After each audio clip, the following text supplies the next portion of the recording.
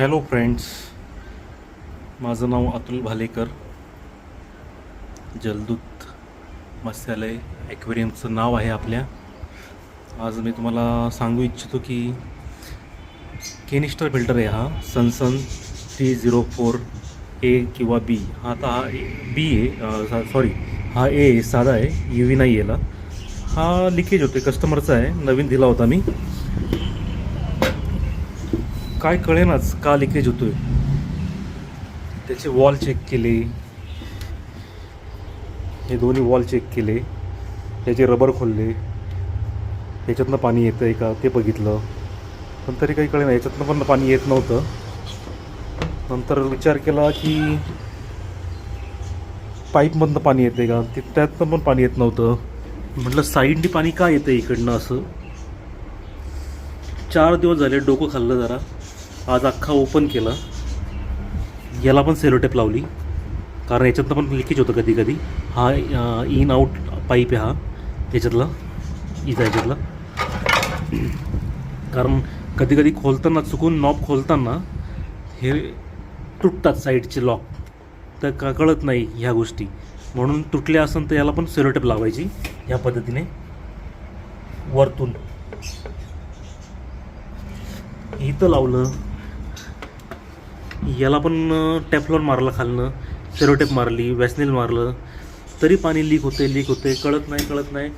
तर आज खोलला मी तर कळलं, हा जो प्रेशर पंप आहे आपला एअर काढायचा, हा लावला नाही मी.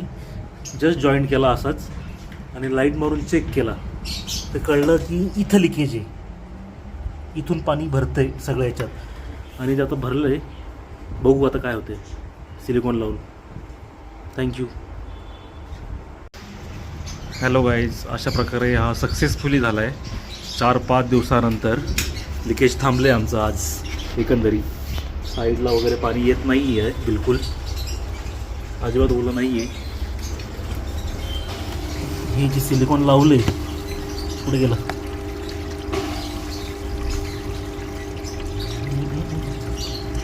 दिसतंय का तुम्हाला?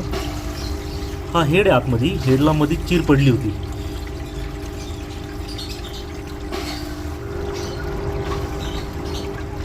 तिथं सिलिकॉन लावलंय, वरती सिलिकॉन लावलंय. आता बिलकुल पाणी येत नाही, डब्यामध्ये अजिबात पाणी नाही. हे लक्षात ठेवा, सनसन फिल्टरला कधी लिकेज झालं तर हे नॉब चेक करायचे आतून, रबर नीट आहेत का. जिथं तो जातो आतमध्ये त्याला सेलोटेप लावायचे गोल, आणि इकडचा हा जो रबर आहे तो चेक करायचा. या तिन्ही गोष्टीमध्ये लिकेज नाही सापडलं तर इथं एक रबर आहे, हा रबर चेक करायचा. इथं हा पण मी चेक केला, इथे काय भेटलं नाही. हा नॉब ओपन ठेवून आतमध्ये चेक केलं लिकेज कुठे आहे, तर लिकेज मला इथं आतमध्ये सापडलं. आणि मी तिथं सिलिकॉन लावून वगैरे फेविक लावून व्यवस्थित केले. आता लिकेज नाही आहे, व्यवस्थित चालू आहे.